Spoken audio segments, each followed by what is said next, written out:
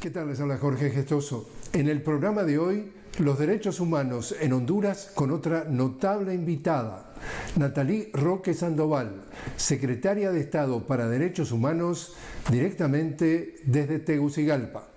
Nathalie Roque Sandoval, una cálida bienvenida al programa. Muchísimas gracias, Jorge. Es muy grato estar aquí hoy con ustedes. Nathalie, ¿qué es lo que pasa en torno al nombramiento precisamente del nuevo fiscal general y su adjunto? ¿Por qué tanta demora? ¿Por qué tanta controversia? ¿Qué es lo que hay de fondo? Bueno, Jorge, voy a tratar de ser sintética. Creo que es importante tener un contexto de lo que pasa en Honduras, un contexto breve. Hay que recordar que en Honduras durante el 2009 se vivió un golpe de Estado que instaló un régimen represivo que hemos caracterizado como una narcodictadura, precisamente porque al final, o sea, que el crimen organizado terminó controlando amplios espacios de la institucionalidad. Incluso el ex titular, quien ocupó la casa presidencial hasta la llegada de la presidenta Xiomara Castro, se encuentra en este momento guardando prisión, extraditado por cargos de narcotráfico en Estados Unidos. Entonces, estamos hablando de más de una década donde la institucionalidad fue cooptada por el crimen organizado. Y en este momento, luego de 3 procesos electorales, de vencer el fraude, recordarán que en 2017 en Honduras hubo un fraude electoral, hubo cruentos enfrentamientos en las calles. Finalmente se logró a través de las urnas comenzar el proceso de desmontaje de esta narcodictadura. Pero claro, existe separación de poderes. Ha habido ya a inicios del año también unos momentos muy tensos y complejos para la elección de la nueva Corte Suprema de Justicia. Hay que entender que en el Congreso Nacional existe una correlación de fuerzas que no tiene una mayoría el partido de gobierno, el Partido Libre de la presidenta Xiomara Castro, y que las elecciones de segundo nivel, estamos hablando de elecciones como las de la Corte Suprema de Justicia que pasaron a inicios del año y también, como te digo, fueron complejas, y ahora la elección de fiscal general y fiscal adjunto, todo el proceso investigativo y de persecución del crimen se hacen a través del Congreso Nacional. En el Congreso Nacional, la presidenta no tiene una mayoría que permita una votación en bloque. Se necesita articular consensos y es complejo articular consensos con bancadas o con grupos de diputados que representan además los intereses de la impunidad. La presidenta ha sido categórica en sus declaraciones, justo cuando se izaba la bandera, el pabellón nacional, el Día de la Bandera, ha establecido en su discurso el señalamiento a grupos de poder, representantes de sectores oscuros que tienen su representación en el Congreso Nacional y boicotean esta elección, así como boicotean una serie de procesos que tienen que pasar por el Poder Legislativo, que implican también las políticas del gobierno, que es un gobierno, como ella ha caracterizado, de transición, porque en Honduras no podemos hablar inmediatamente de retorno a la democracia luego de haber pasado más de una década sumidos en este proceso, como te señalaba, de un régimen dictatorial, represivo y que además cooptó y puso al servicio de la institucionalidad, al servicio del crimen organizado. Entonces, obviamente entenderá la complejidad de un proceso de elecciones que se da en un Congreso Nacional sin correlación de fuerzas y con marcados intereses de grupos de poder y sobre todo de grupos vinculados al crimen organizado que entienden que este espacio institucional podría ser el último de sus reductos de impunidad. La vicepresidenta de Argentina, Cristina Fernández, en función de las acusaciones que le han hecho, dice en Argentina, y ella lo extrapola a América Latina, dice no existe el poder judicial, sino el partido judicial, y un caso que se repite en varios países de América Latina es que, digamos, la derecha o la élite o el 1% que ha venido gobernando realmente porque tiene el poder durante décadas, controla el poder judicial y controla precisamente a quienes nombran como fiscales o fiscales adjuntos. ¿Ustedes están luchando contra esa estructura también? Por supuesto, nosotras luchamos, la presidenta, el gabinete de gobierno, ella misma se ha caracterizado, una movilización masiva, supongo que pudieron ver imágenes de las miles y miles de personas que se desplazaron a Tegucigalpa para acompañar a la presidenta en esa demanda que se hace al Congreso Nacional para que elija a un fiscal general y un fiscal adjunto que responda a los intereses de las grandes mayorías. Y ella misma se ha caracterizado como no solamente una mujer en resistencia, sino también una presidenta en resistencia. Estamos hablando de un gobierno que, si bien tiene el avasallador apoyo popular manifestado en las urnas y en la constante movilización del pueblo, también tiene enormes retos en el proceso de recuperación de la institucionalidad. Estamos hablando de control, además un control histórico. La presidenta llega al poder con un partido que se funda hace 10 años, producto de un golpe de Estado, pero los partidos hegemónicos tradicionales e históricos que han sido además puestos al servicio de estas élites que en nuestros países también tienen intrincadas relaciones con redes criminales transnacionales, pues hacen que se conviertan estos en operadores de justicia, en operadores diversos, pero de la impunidad de estos sectores. Y es muy característico, Jorge, que en la última década, más de una década, se persiguió con especial énfasis a las personas defensoras de la soberanía, quienes se opusieron al golpe de Estado, a los defensores de derechos humanos, de tierra y territorio.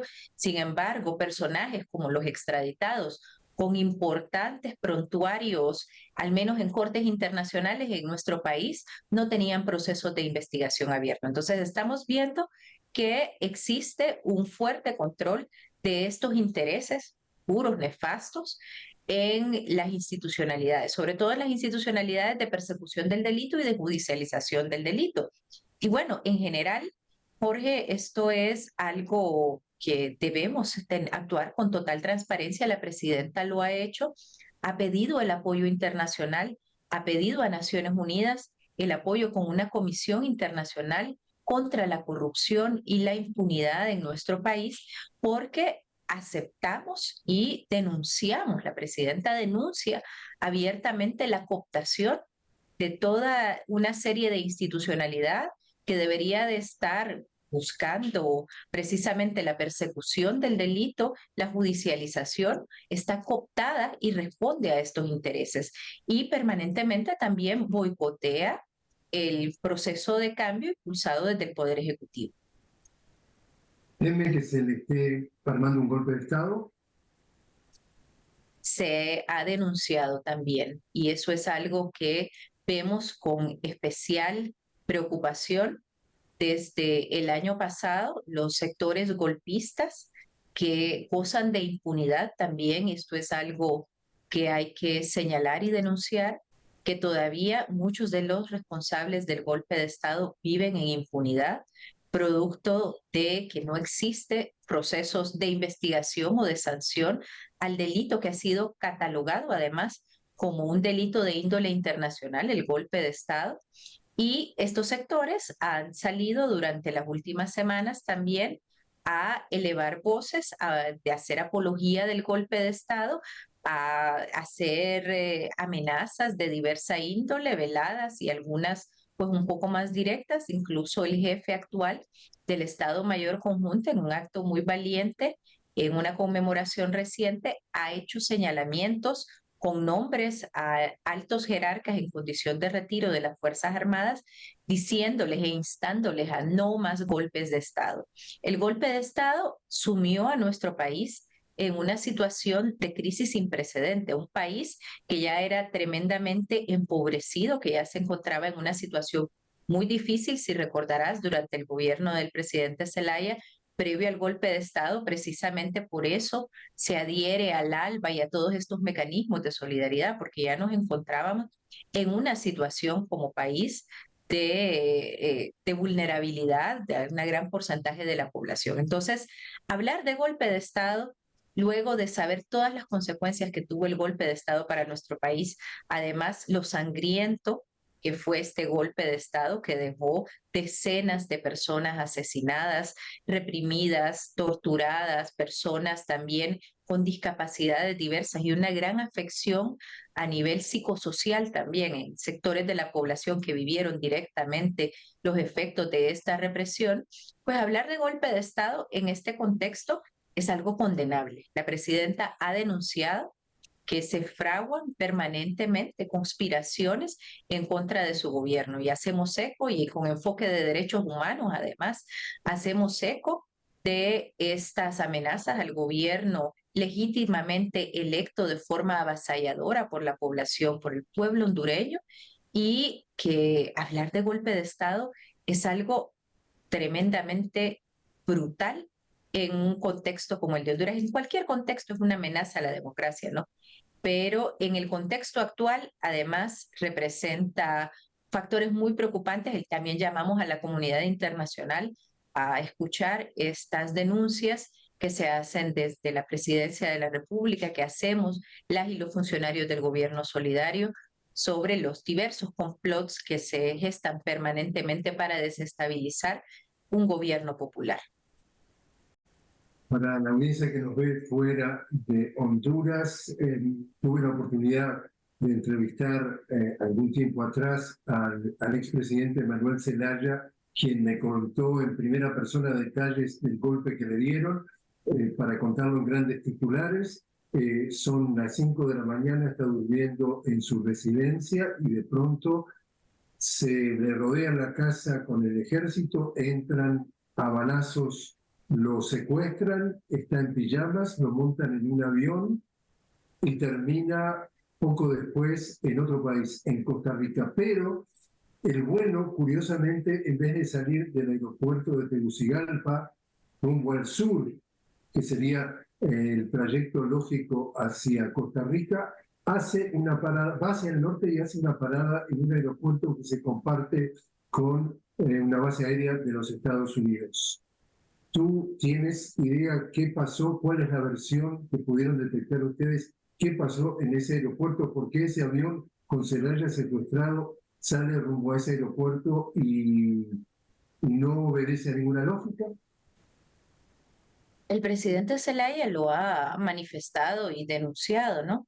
Que durante el golpe de Estado, bueno, todos saben la injerencia que en nuestros países, lamentablemente considerados tras patio de un imperio en donde pues se busca siempre subyugar los intentos de soberanía todos, ya de todos es conocido, incluso la señora Hillary Clinton reconoció en sus memorias publicadas un tiempo después la injerencia que hubo de parte de Estados Unidos en ese momento en el golpe de Estado. Lo que sí es sumamente preocupante y que es una de las denuncias que hace el presidente Zelaya en su testimonio, es que una vez que se produce el golpe de Estado, un golpe de Estado que ya la intencionalidad era conocida pues, por la potencia extranjera y que era, pues asumimos que plenamente respaldado, pues la decisión sobre el destino del presidente constitucional defenestrado en ese momento se toma sobre su vida o su muerte en una base militar que además pues constituye un reducto de las bases militares derivadas de la doctrina de seguridad nacional de la década de los 80 en Centroamérica.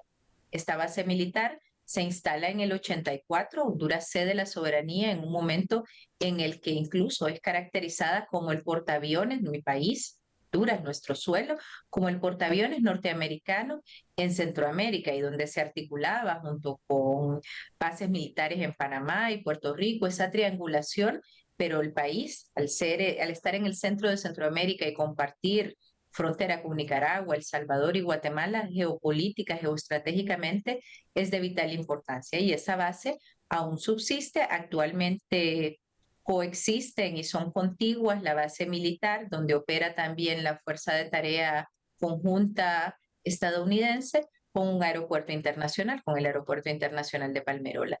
En aquel momento solamente era una base militar y fue allí donde el presidente Zelaya esperó la decisión que tomaban en otras instancias sobre el destino que se le iba a dar y cuál iba a ser la suerte de un presidente en un país dentro de una base militar con militares pues de una potencia extranjera. Eso es un testimonio muy fuerte, muy elocuente. También hay que decir, Jorge, que uno de los elementos desconocidos de la multicausalidad del golpe de Estado tiene que ver también con el intento del presidente Zelaya en el 2008 de recuperar la soberanía sobre ese espacio donde se ocupa la base militar. Hubo un accidente, el aeropuerto de Toncontín en Tegucigalpa es un aeropuerto conocido por sus altos niveles de peligrosidad, está en el centro de la ciudad, los descensos son complicados y abruptos y hubo un accidente. A raíz de ese accidente comienza una iniciativa para convertir la base militar donde operaba y opera todavía el ejército estadounidense, convertirlo en un aeropuerto internacional. Entonces, es otro de los elementos también. En aquel momento no necesariamente se hablaba de una operación conjunta en el mismo espacio e incluso en pocas semanas estaba por acá John Dimitri Negroponte, previo al golpe de Estado, también dando su mensaje de preocupación respecto a la base militar. Permito, Natalia, hacer una pequeña pausa. Estamos hablando con Nathalie Roque Sandoval, secretaria de Estado en el despacho de los Derechos Humanos, directamente desde Honduras. Enseguida regresamos.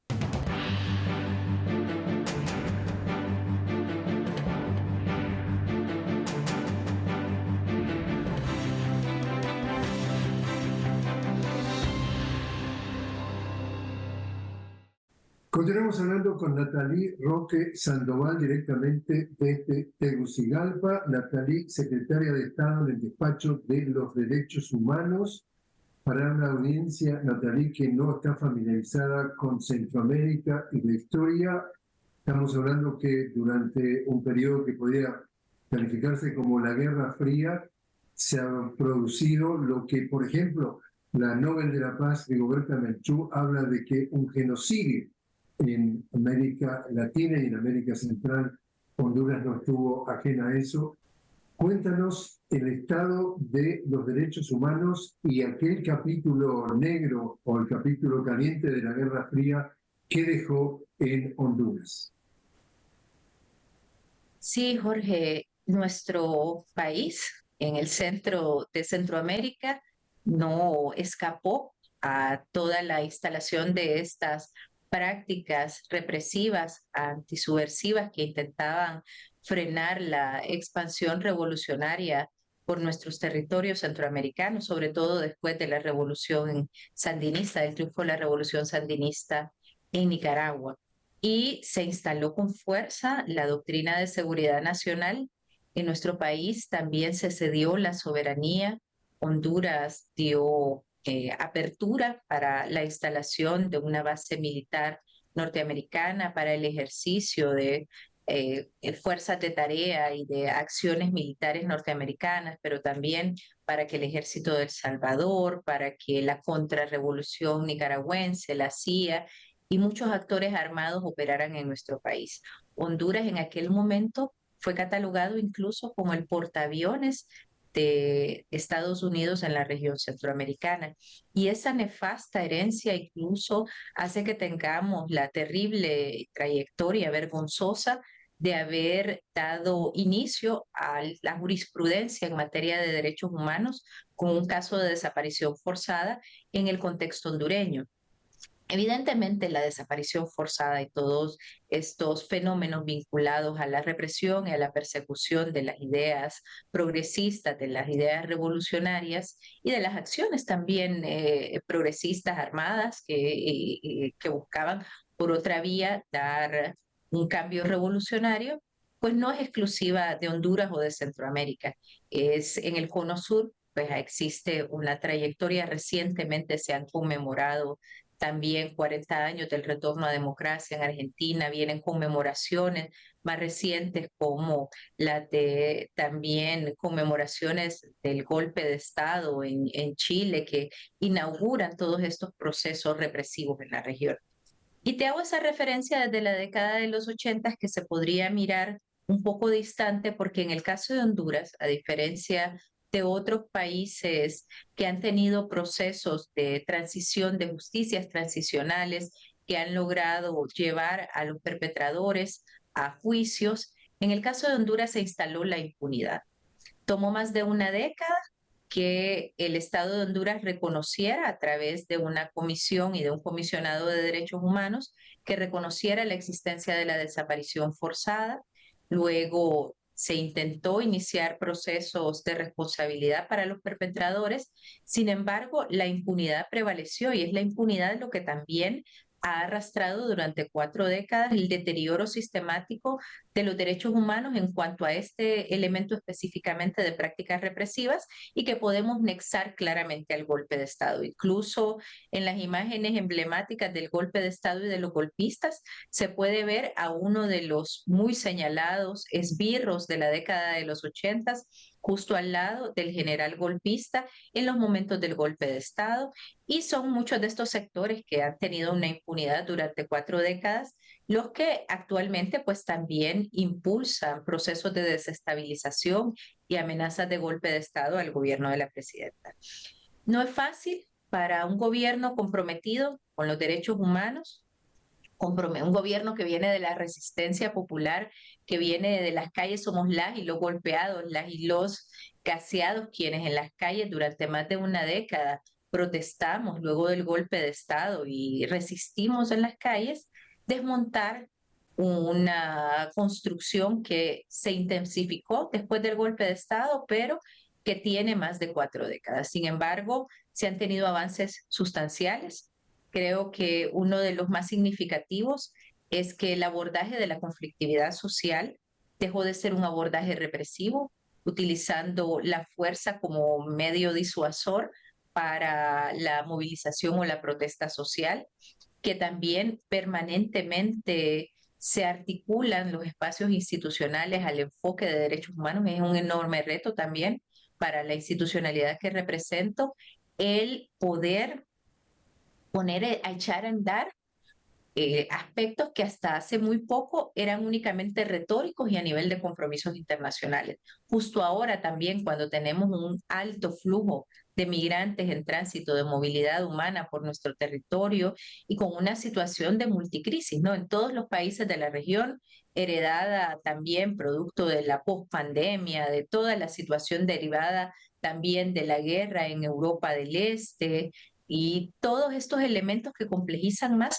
una garantía de derechos humanos en un país donde también no puedes hablar de derechos humanos en términos formales sin la realidad más pragmática, que vivimos con un sistema impuesto también que promueve la desigualdad, que profundiza también la exclusión de la población y donde unos pocos se benefician. Acá, ahora mismo, la presidenta impulsa una ley de justicia tributaria precisamente por eso, porque se requiere tener fondos que permitan garantizar los derechos humanos, lo básico, salud, educación, auxilio humanitario en situaciones de extrema pobreza. Uno de los programas emblemáticos, por ejemplo, Red Solidaria, da respuesta a miles de familias. Estamos hablando de casi el 70% de nuestra población, Jorge, que está bajo la línea de pobreza y es en pobreza extrema cerca de la mitad de la población hondureña. Entonces, es complejo. Los avances son significativos. El mismo alto comisionado de Naciones Unidas ha reconocido el enorme esfuerzo que está haciendo el gobierno, pero también los grandes retos cuando estamos hablando de condiciones sistémicas que no se transforman inmediatamente, al menos no desde el espacio en donde el gobierno se constituye, que debe articular con diversos sectores y que enfrenta, como te decía antes de la pausa, pues boicots provenientes de correlaciones tanto en el Congreso Nacional como en otros espacios institucionales que no permiten avanzar como la presidenta y como el pueblo hondureño también lo necesita en un contexto tan grave de desigualdad, de pobreza y exclusión como el de nuestro país. Bueno, Daniel Roque Sandoval, muchísimas gracias por haber estado con nosotros. Muchísimas gracias, Jorge, por el espacio. Muy honrada de poder estar aquí